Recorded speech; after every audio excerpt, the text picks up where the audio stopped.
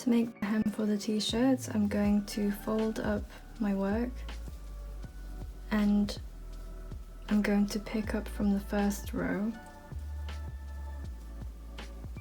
which I believe is this stitch here, because you can see the yarn end.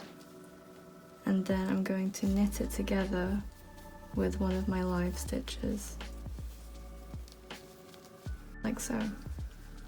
And then again, I'm going to pick up a stitch from my first row, which is essentially more like my cast on than the first row, and then knit it together with a live stitch. And you can see already it's starting to form the hem. And it's not too thick, which is ideal.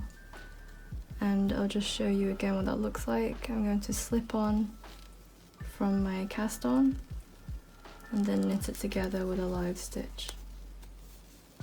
And so to find which stitch you want to cast on, for me I'm using the ones that are beside this little chain knot here. So where you can see the biggest holes is where I'm going to put my needle through. This is because not only is it evenly spaced, but it also makes things a little easier as well. So slip one on, knit together.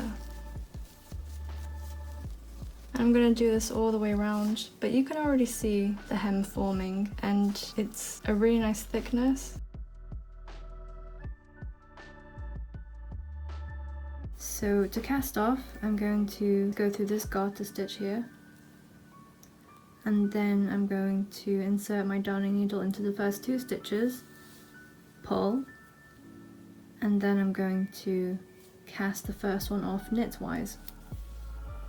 So I'll do that again. So pick up from the first row, go into the first two stitches purlwise, pull through, and then knitwise cast off the first stitch. And it leaves a really great hem.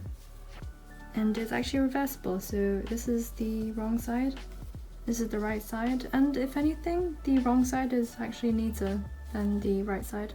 The great thing about it is that it's super stretchy.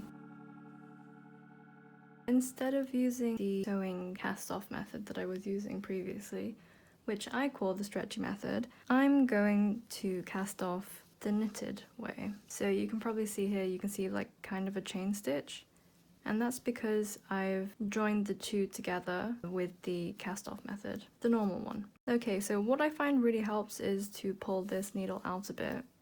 Makes things a little easier. And then I'm going to, like I did with the sewing method, I'm going to pick up that running stitch, just one of those stitches.